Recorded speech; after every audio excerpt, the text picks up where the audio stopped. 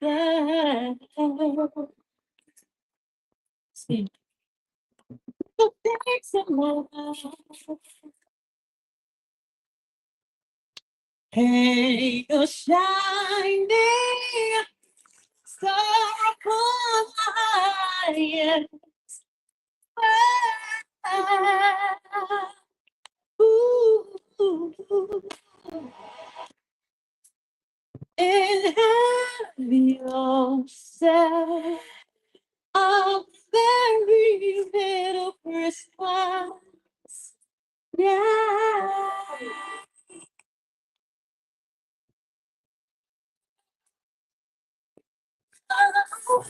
Here we are, as in day.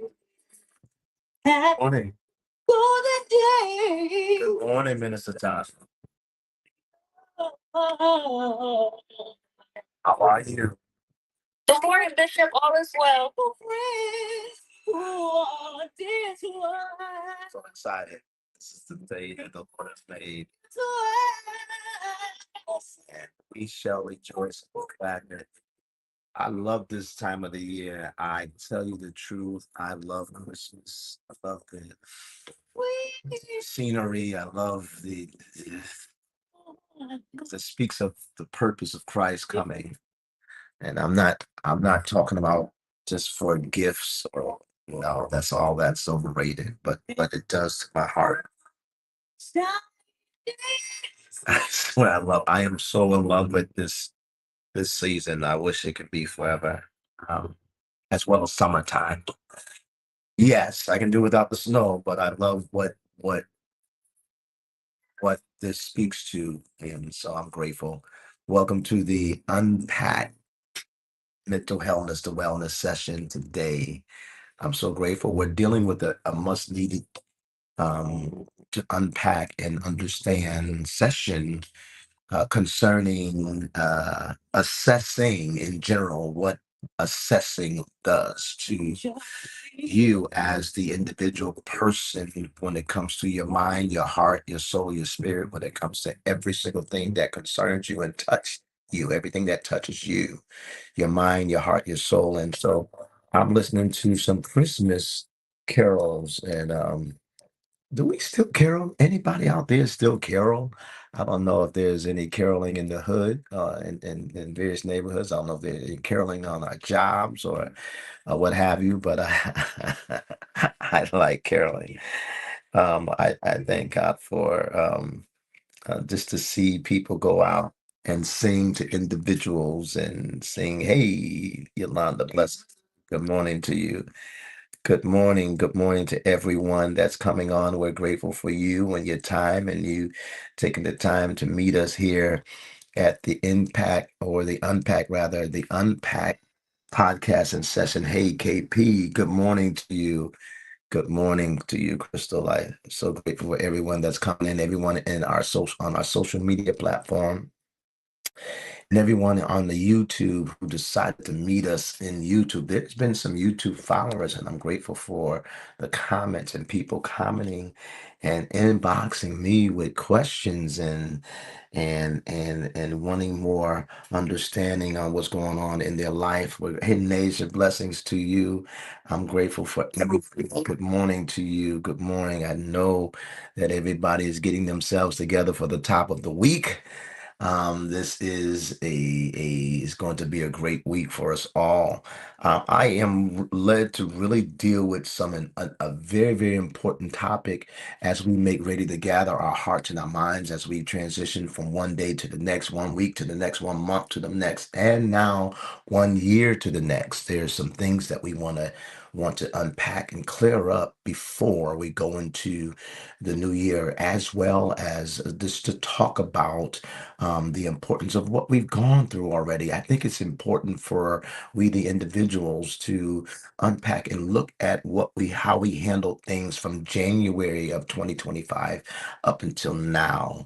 What you could do better, what you could do more of, some of the tools that you've adopted in helping you to maintain your sanity, your peace, helping you to make clear choices, clear decisions. And I know at one point in time in my life, I can't speak for you. I would believe that what I'm about to say, you can find relative, is that there are times I have made decisions that I did not fully assess. I didn't fully take all matters or people or every single thing that I had to choose. I didn't fully get all the facts and the detail. I was more impulsive. I was more emotional.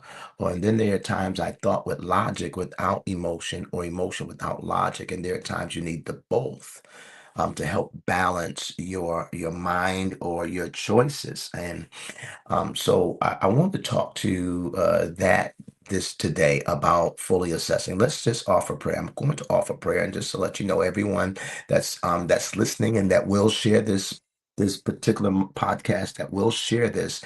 I just want you to know, blessings to you, woman of God, blessings to you. I just want you to know that when I pray in Jesus' name. I ask any and everything that I pray. I concluded asking in his name. So, but we do honor and we welcome any other faith. We pray that you pray to your faith, to your belief system, what brings you solace and solitude, and what brings you stability.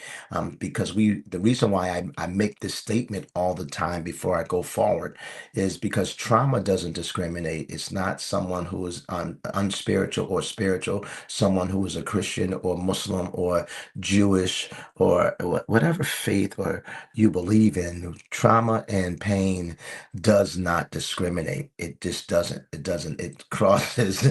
It's not a race. It is lifing. And so I'm going to pray in Jesus' name, and I'm making that clear to you so that we have a clear understanding that this platform is a platform that's based on truth or my faith. However, we are still talking about lifing and how grief, trauma, issues, family crisis, marital crisis, relational crisis, financial crisis does not discriminate at all. So, Heavenly Father, I come thank you for this moment. I thank you for this time. Thank you for those who are gathering and all the platforms, and those who will listen, and those who will hear this and air this again, and those who will share this, that there will be a presence in this session, that there will be a presence and a continued presence as we move from Monday to Tuesday and from December to January, from 2025 to 2026, that if this is listened to again, that they will find you, that they will find truth, they will find another level of release and relief and clarity and understanding.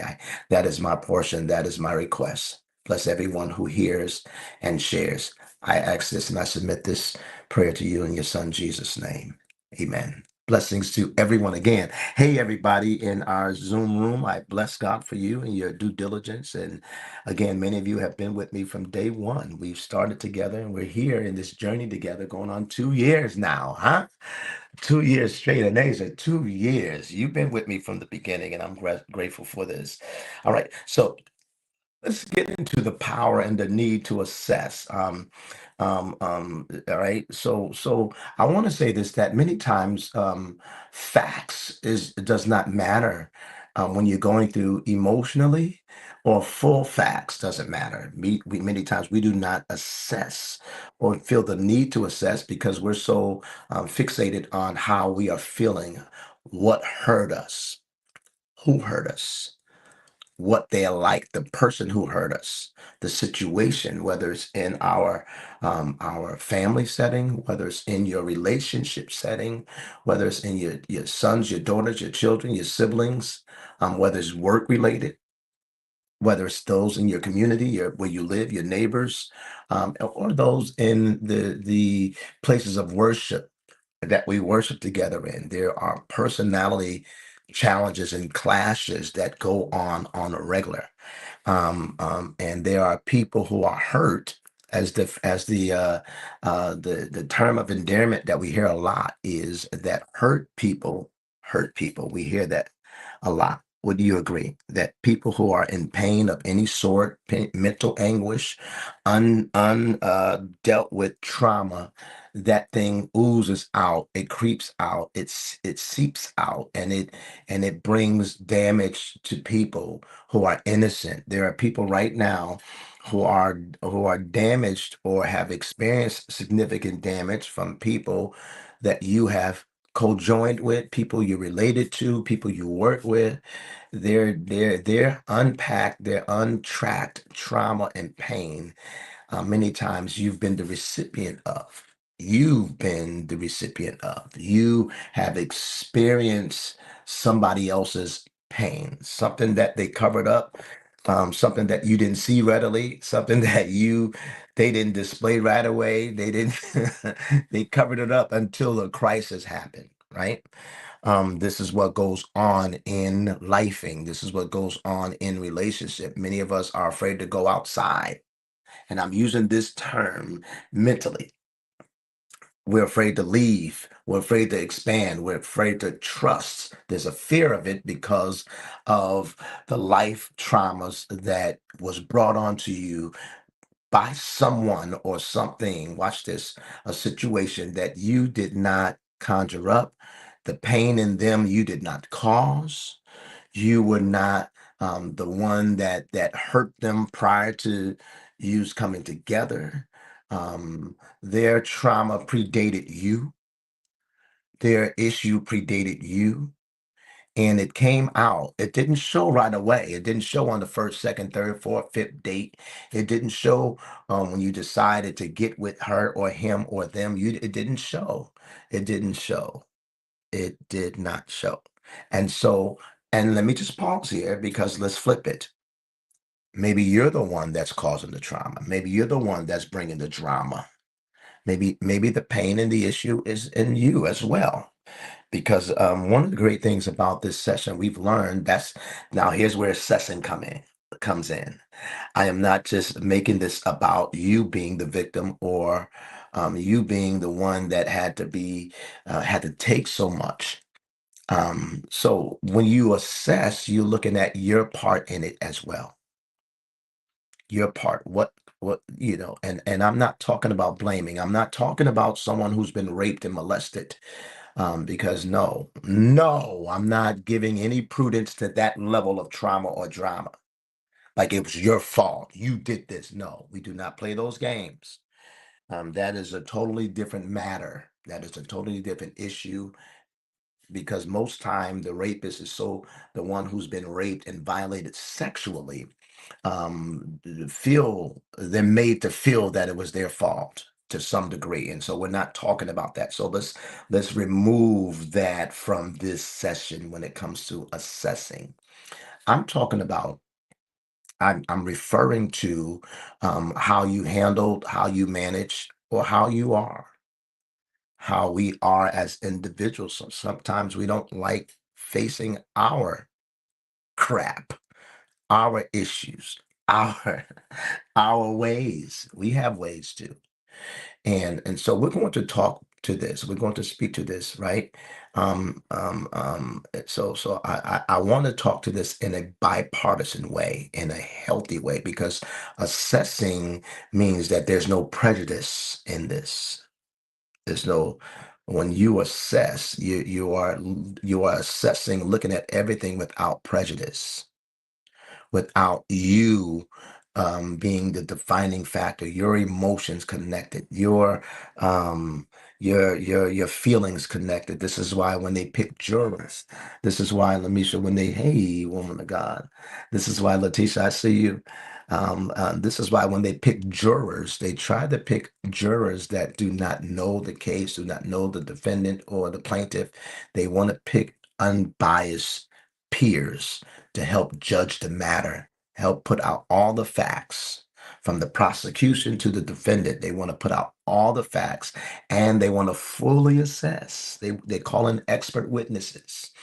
They call in so many different things, so many different testimonies, so many different minds about the matter so that the persons who are listening can make a full, healthy judgment. without prejudice. They want to go on the facts. And so when we talk about assessing, I'm relating this session to helping you understand you, how you can better manage, how we as individuals, as men and women who have other roles in our lives, we have other roles. And when we talk about other roles, we're talking about you, the woman who is also a wife or a significant other, a partner. You, the man who is also a husband or a significant other or a partner. That's a separate role right there. Those are different roles, right? Then you or you have the potential to be a partner or a significant other or a spouse. You have the potential, but you're not, right? So, and then you being the mother or father. That's a role by itself, a totally separate role. You being a brother or sister, that's a separate role. You being a coworker or supervisor, boss, manager, owner, those are separate roles. You being a neighbor, a separate role. Whatever the roles, and so many times we can, um, depending on where the offense is or the rubbing the wrong way, there are people who have conflict on the job, right? With other personalities in your workspace. How do you assess that? How do how do you manage that? The logic that you bring into that area, the logic, you can't go into that area like you're a mother or like you're a brother or sister. No, this is a coworker.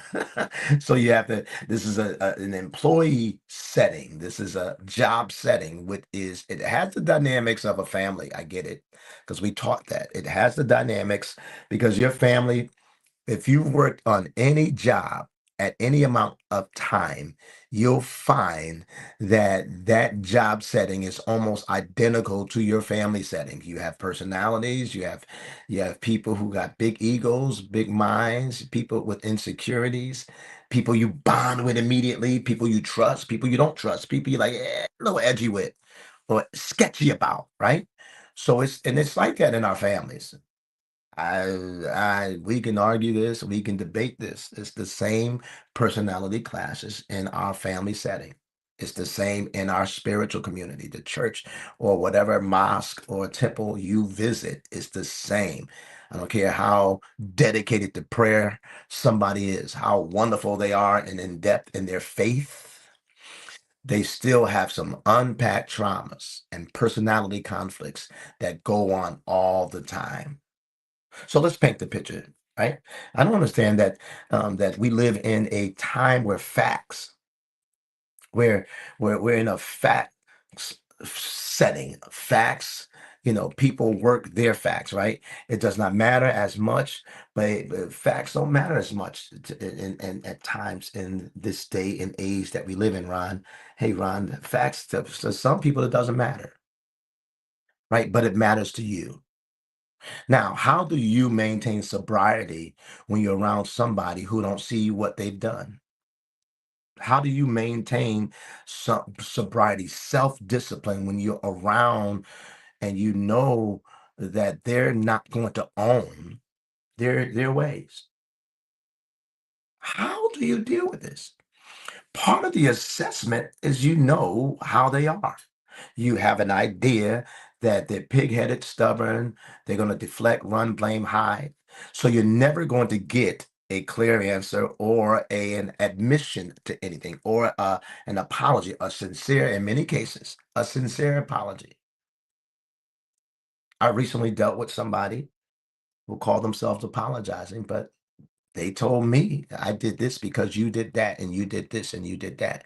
If I offended you, well, if so anytime someone in many cases come to you and they call themselves apologizing and they put the IF in the apology, in many cases that's not a sincere apology.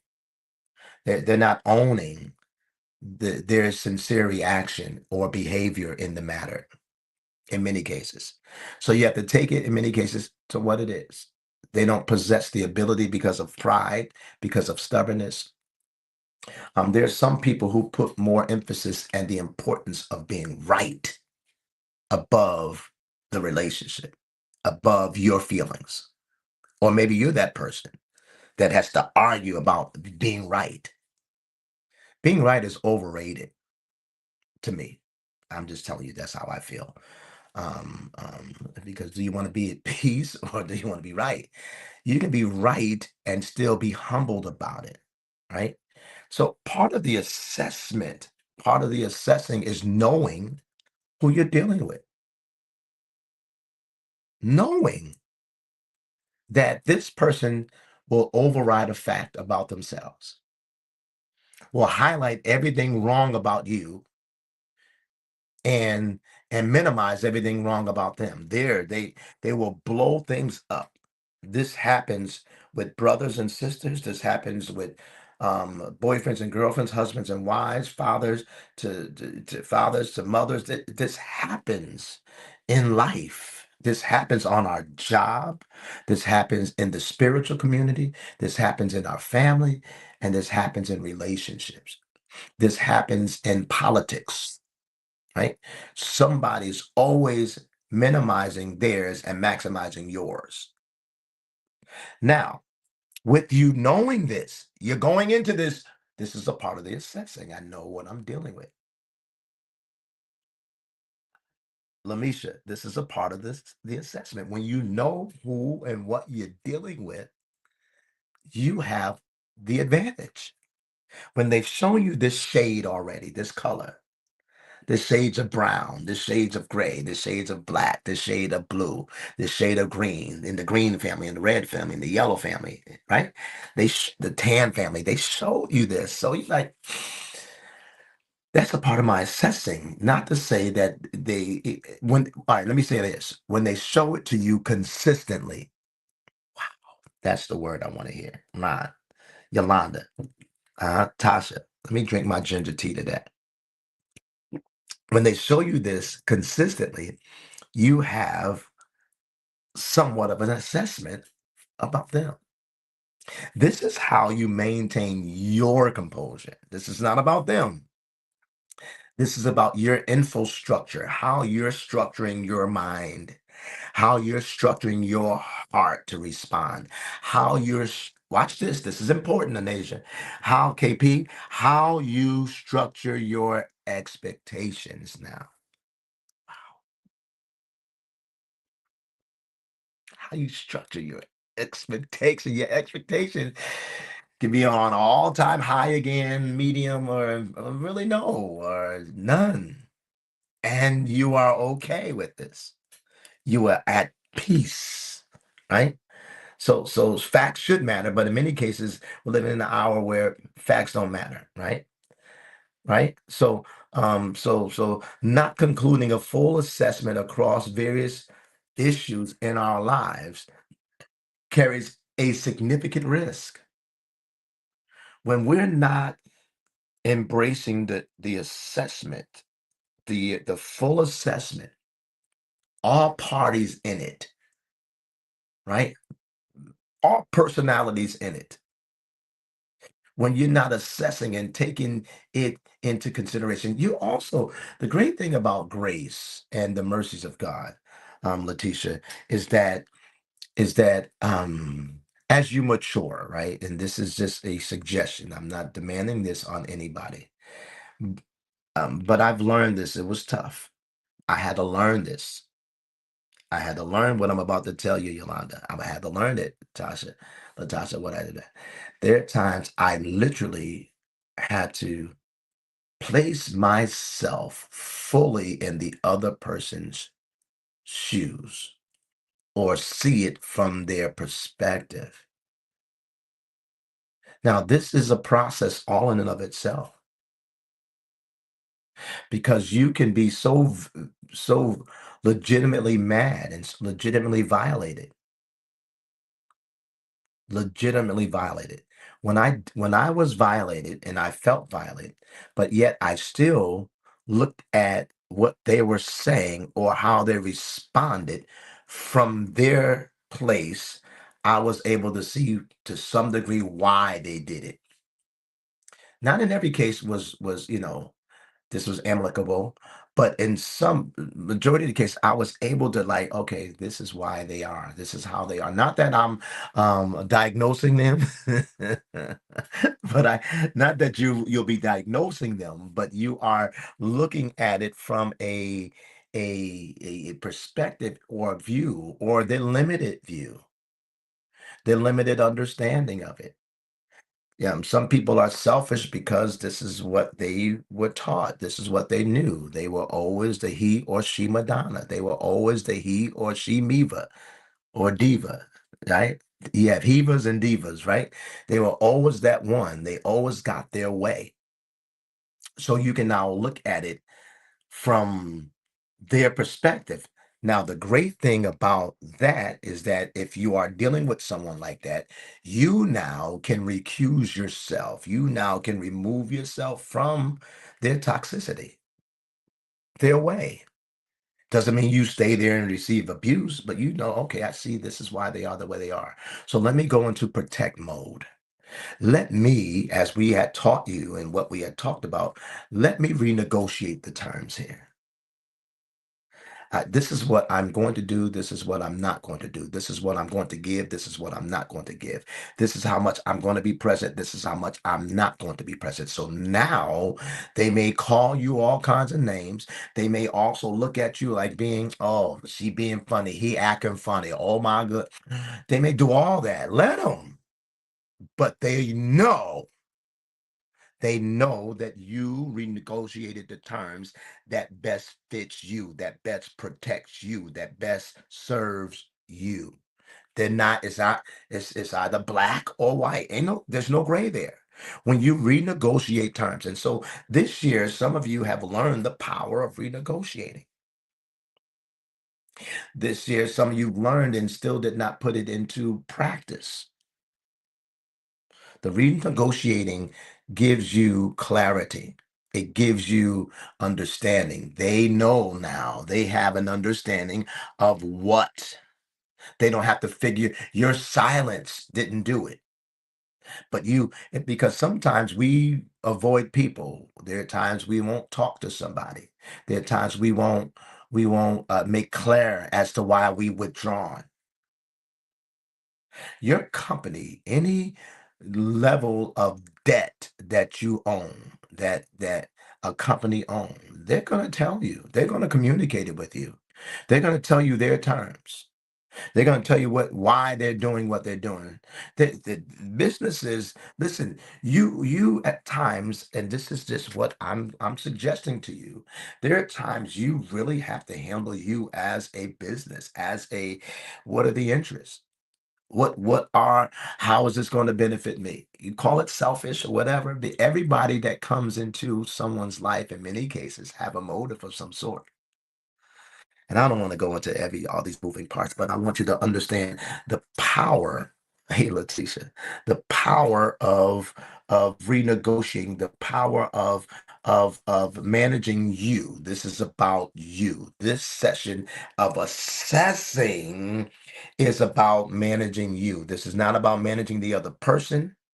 This is about you managing you primarily because we are dealing with your mental, your emotional safety, your heart safety, your mind safety. So this is why we cannot compromise. This is why you cannot falter when it comes to these things. Whenever there's whenever there's a new mindset, watch this. Whenever the new shows up, people don't like the new. There are people in our lives who like the old us, the outdated us, the person that would take it, the person that would submit, the person that would compromise, the person that would be, to some degree, be taken advantage of. They like that part. But as soon as you become woke, because this is about you, this is not about spite. This is not about being malicious or getting back at the person. This is about you protecting you. That's the power of assessing. How did I do that this year? Did I manage me well, or could I tighten up in some areas? Do I manage me well? Or do I make some adjustments? Every single year, at the end of the year and at the beginning of the year, corporations look back at what they've done, what they could have done. Businesses look back at the model of what they could have done more, what they did good. They are taking assessments, what they need to trim, what they need to modify. How can they save money? How can they save time? How can they be more efficient? How can they be more accurate? Do the same for yourself. Do the same for yourself. So I'm talking about this. I'm approaching this session, this part of the session, with that in mind before we go into how do we assess what's going on in our personal lives. How do we assess or how do we manage something that we've been suckered by or a sucker punch? I was mentioning and referring lately, Ron, about Yolanda, about how life can sucker punch you. Some of us this year have been sucker punched by bills. You know what a sucker punch is when somebody walk up to you smiling and your guards are down, you're open, you're vulnerable. Then all of a sudden they hit you, blah, blah, give you a two-piece, give you a slap, whatever it is. We've done that. We've had that done. We've seen it done, right? I've seen it done. I've been sucker punched. I've been sucker slapped. I've been, be it with my boys, be it with my sons when I was, playing with them or whatever, whatever, whatever. I didn't see it coming. Be it a prank. A prank is somewhat of a sucker punch. Right? Someone who shocked and surprised you, but they were plotting all along. That's what a prank does, right? And so this year you've seen it blows you didn't see coming, emotional blows, financial blows, relational blows, lifing, physical blows in your mental health and your physical health. There's some diagnosis and prognoses. Some things have changed in your body physically, medically. There's some things that have altered and changed in your mind. There's some things, some hard decisions that you had to make you didn't see coming.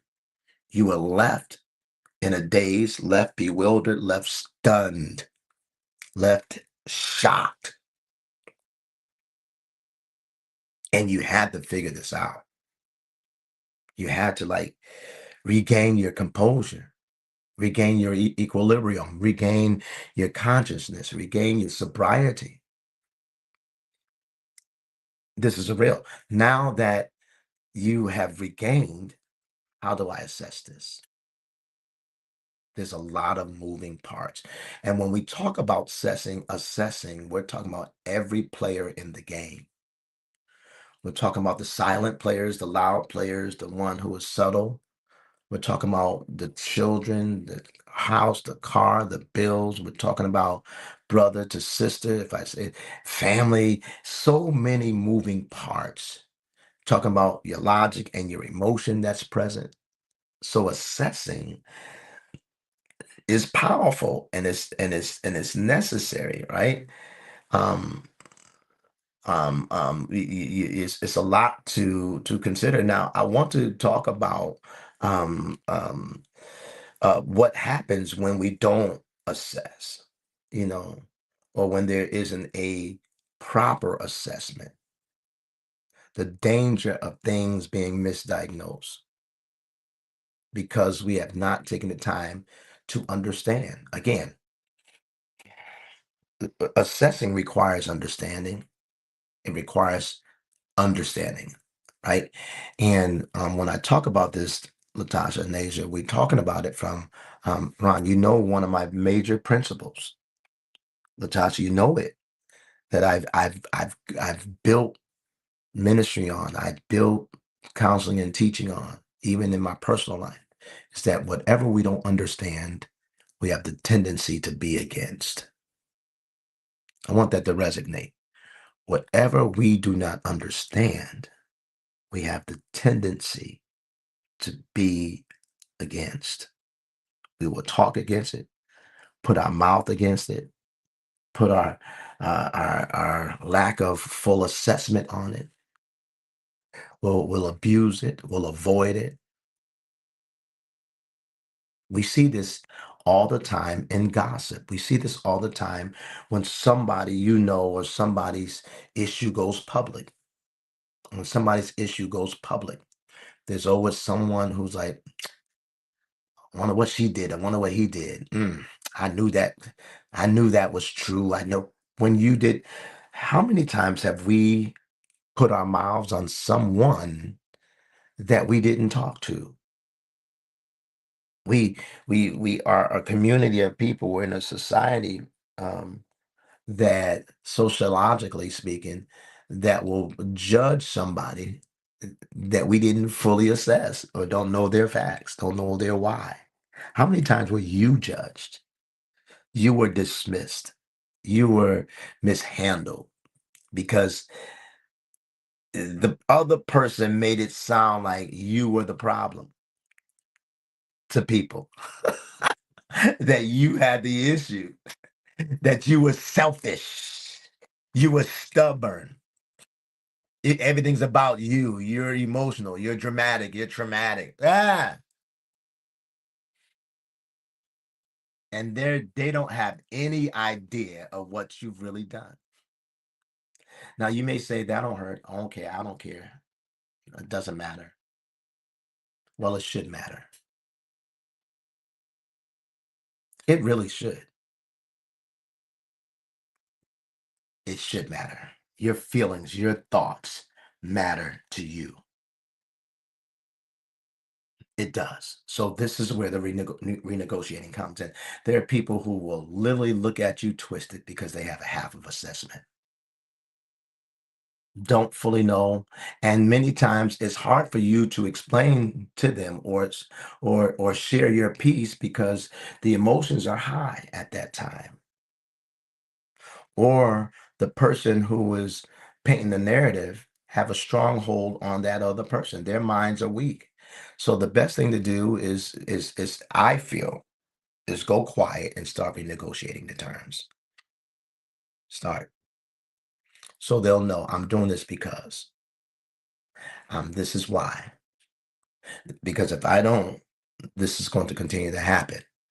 And so I'm not mad. I'm not angry. I'm clear about this. This is how this has to go down. Give certain things a time frame, within the next 30 days, within the next 60 days, within the next 90 days, within the next week. However, this is what's going to happen. I'll give you this. We'll put it in writing. However we need to do. But I'm going to take control over me, what affects me. I already realized that, it's lopsided. I realized that your narrative has already been smeared and painted and believed. That's tough. And these situations can be worked out, but it's going to take your clarity and your boldness and your consistency. Be called the witch, be called the coward, you're going to be called names. That's why I love in our faith as Christians and as believers, the Apostle Paul teaches us to put on the whole armor of God. Because you're going to get some fiery darts. You're going to have stuff shot at you. You're going to have insults. I know what I'm talking about. Whew, you got to cover your head. You got to cover your chest. You got to cover your feet. You got to listen, you don't have to worry about covering your back because God got your back, right? He just wants you to stand in it, stand in your truth, stand on it, right? Take the blows. You can take it. This too shall pass. See, what get hurt in relationships, what gets hurt the most, I'm going to tell y'all, please listen to this very clearly. I'm about to make a major announcement. This is so major at what I'm about to say. The main thing that gets hurt in all this are feelings. Yes, feelings, nothing more than feelings. The feelings get hurt. The main thing that's hurt right now, and any of all the things that I just named, everything that I just named, is feelings.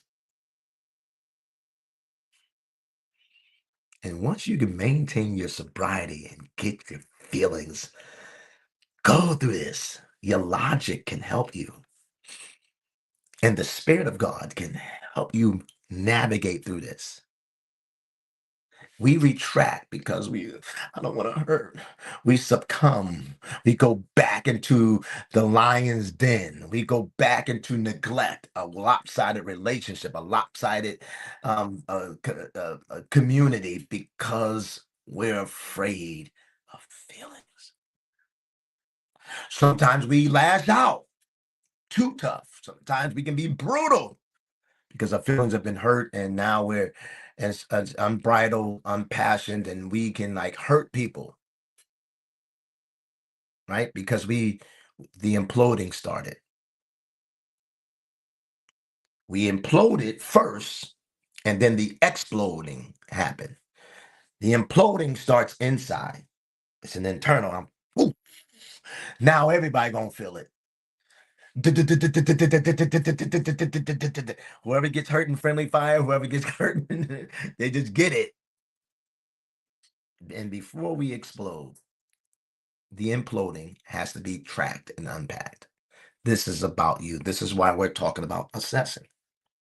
There's a scripture that teaches us clearly. It says to know the persons that you're around, know the persons that you labor with, know the persons that you commune with, that you community with, know the tribe, know their ways, know their personality conflicts, know their consistency. Everybody has a profile on somebody. We have a profile on our siblings. We know what they're like. Oh, yes, we do. We have a profile in our own head. Oh, yeah, that sounds like her. That sounds like him. That is them. Some people use the zodiac. Oh, they're Capricorns. Oh, they're Leos. They're Saggies. Oh, they're Virgos. Oh, yeah, all Virgos are all, yeah, all Libras are like that. All Geminis. You know how we do, right? And in many cases, those characteristics, traits are spot on. Yes, they are. Yes, they are. Yes, they are, right?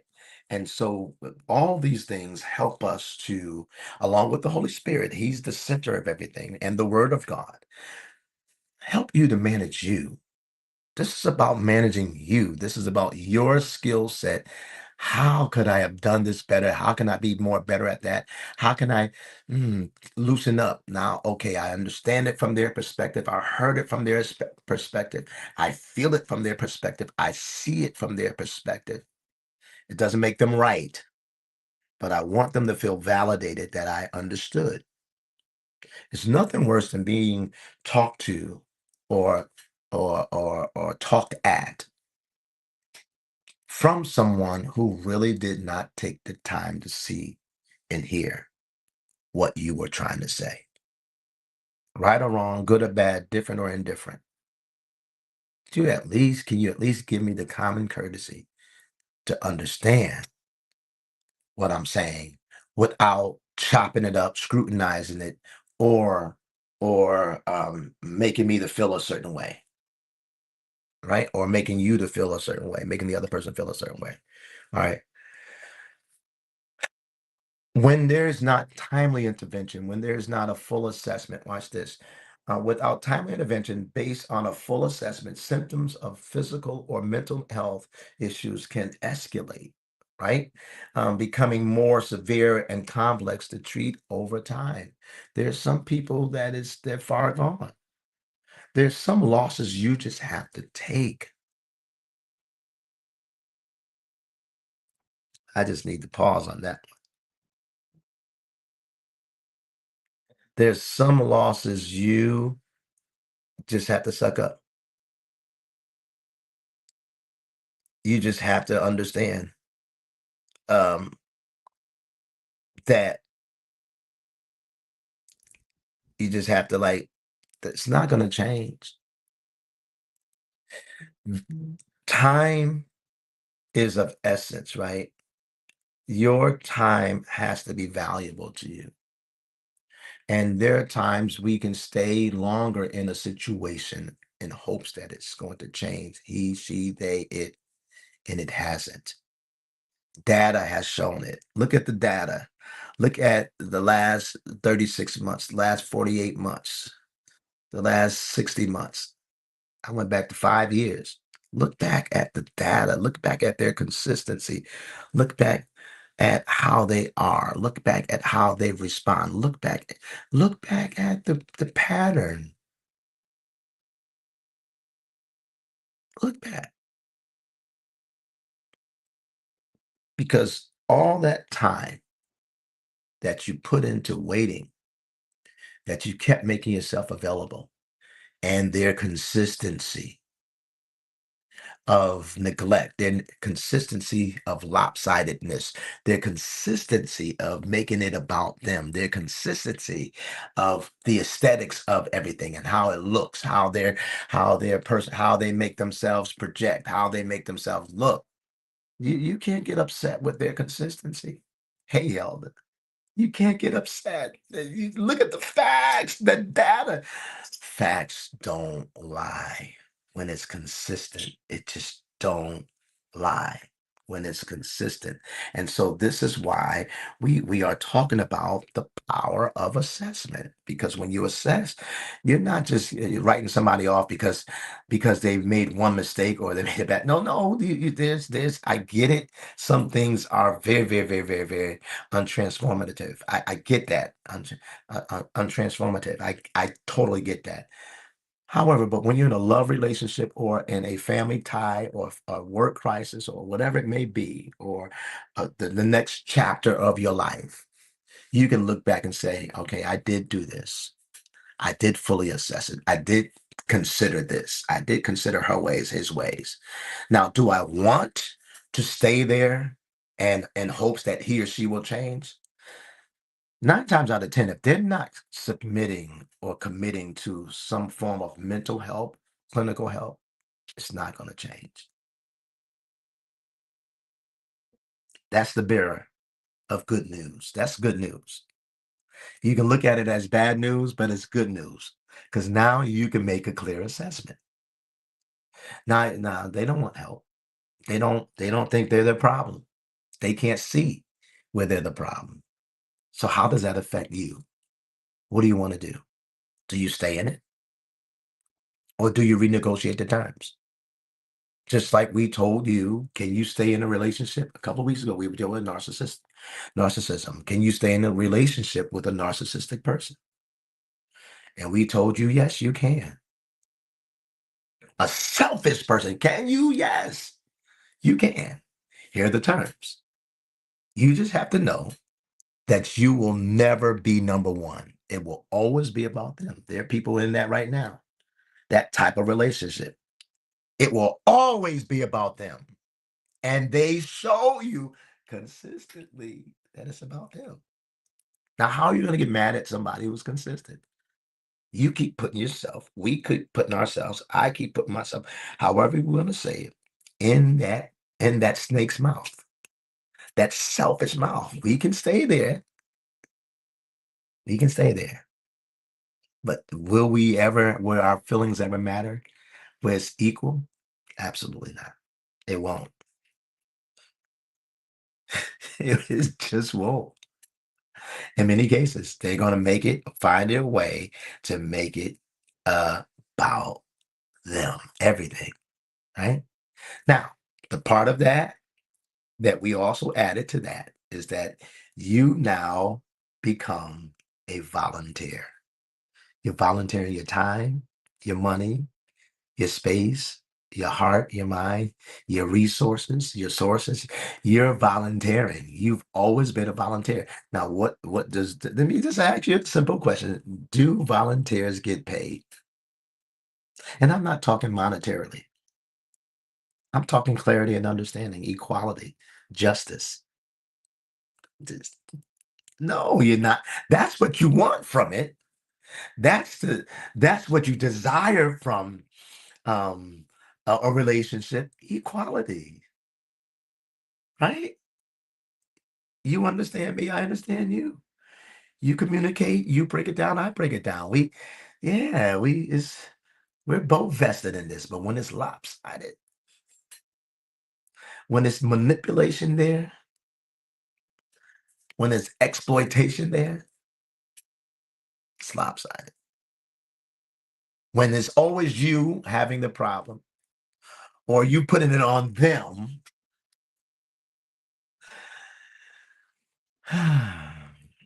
can you say yes? So the question now is, and dealing with worsening symptoms, the obvious. Rob Bass said it this way in one of his infamous songs and jingles, that it takes two to make a thing go right. Mm. It takes two to make it out of sight. So I like that. I just like that jingle, that part of his song, because there's truth. There's truth there. This is not about the other person or persons. This is about you managing you by understanding the necessity and the importance of, let's assess before doctors in the medical world, they look at every scenario, every case concerning you. If there's something in KP, you're in the field. We have some RNs in the room. We do have an RN. Medical doctors look at every single plan of care. What's the best plan of care? They have to factor in everything. If you taking on a new healthcare provider, they have a litany of questions for you. They want to know everything about you, right? They want to know everything about medication. What are you allergic to? What you can take? What you can't take? They want to know, because they do not want to have one thing clash with another.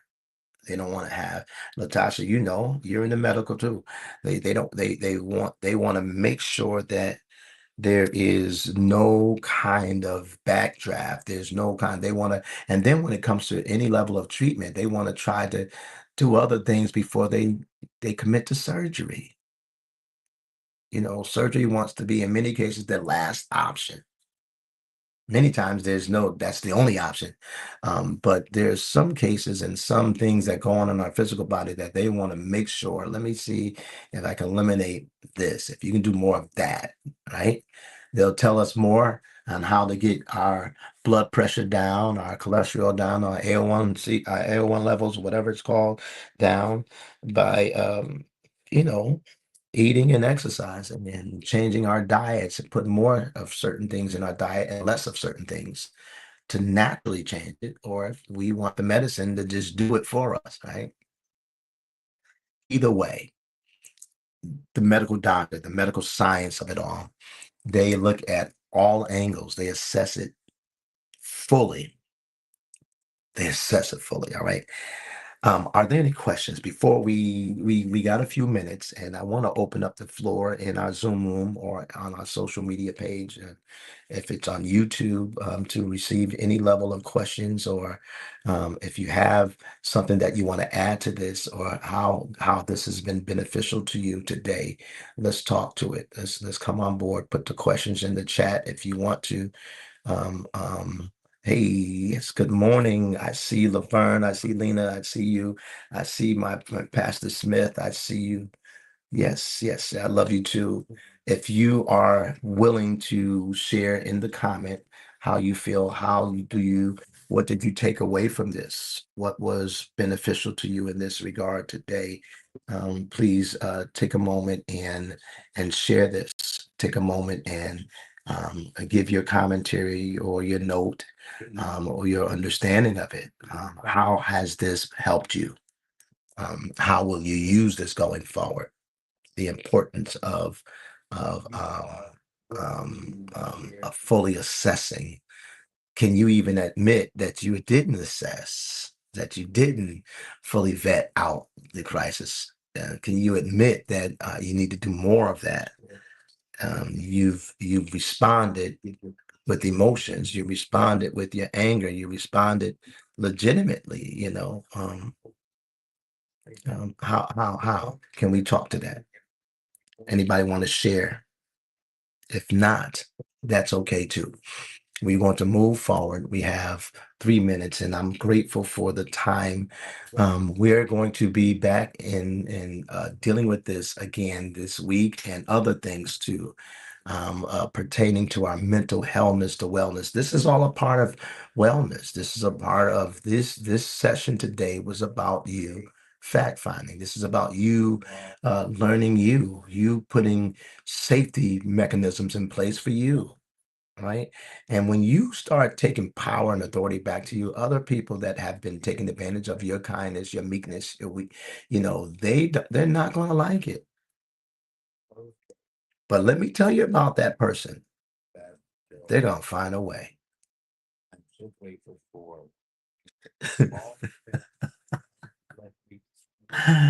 People who are selfish, they're resilient in their selfishness. They gonna find a way. If your car break down and can no longer work, they didn't even offer you $5, $10 for gas. They didn't offer you or even consider. Soon something happened to you where it's legit and you can't, that person will go to the next. You can't get mad at them. They were consistent. You, me, we.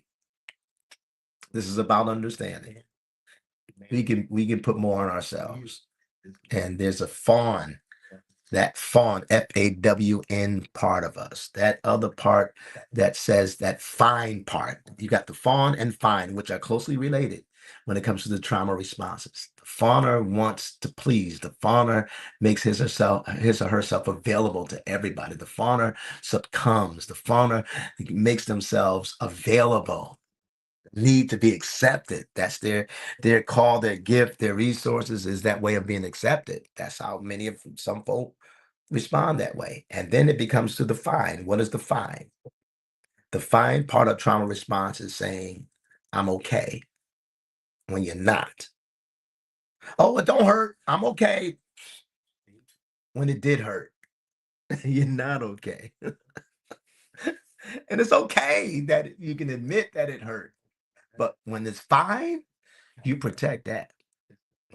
It don't bother me. Oh well, it did bother you, and it is bothering you. That's the power of settling with you. That's the power of you understanding your truth. That is the power of you getting to know you. The uncomfortable part, when you're uncomfortable, your uncomfortability is a gift, it's a signal that something is going on or wrong in you. And that's when we take that uncomfortability and track it down. Why is this hurting me? Why am I getting this pain in my body? Why am I getting this pain in emotions in this? Why do I feel this and they don't feel it? Why do I see it and they don't see it? Because this is always about you locating what's going on in you. It's not about them. And then when you track it and unpack it and see that it was signaling, oh, this is what it is. I'm this way because, okay, maybe something from childhood, maybe something from their past, maybe an insecurity that you need to get a handle on, and however it is, you're locating it. You are locating it, what's going on in you, without deflecting, projecting, and blaming the other person. You've been blamed and you've blamed for stuff that had nothing to do with you, and then stuff that's going on in you.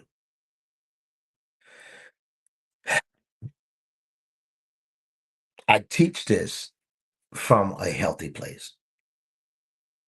I present this from a place of grace. I share this with you today from a place of grace, a place of love, empathy, and compassion and understanding. All these things are in the mix. All right. So I want you to go govern your day, work assessment. Look up the word assessing. Do your own recon, your own study on what it means to assess the value, the importance of it. Do it yourself, right? Get the definition, get the etymology of it, the root, the core of what this word means, what it means. Don't just take my word for it, but do your own study on it. Right? It's going to bless you. We'll see you again. As we close out the day, we'll be back here on Wednesday morning from 6 to 7. I'm grateful for those in our Zoom room. I pray that you have an amazing day, amazing week. God's favor is on you. We're at the close of another year. right? On the Gregorian calendar, today is the eighth day. It's going to be a great day. Eight is the number of new beginnings. All right. So I want you to know that this is a new season of your life. You got this. Father, bless us all. Keep us, keep our children, keep our family, keep our posterity, keep our hearts and our minds as we grow in you. Blessings to you all. Have an amazing day and an amazing week. Blessings to you.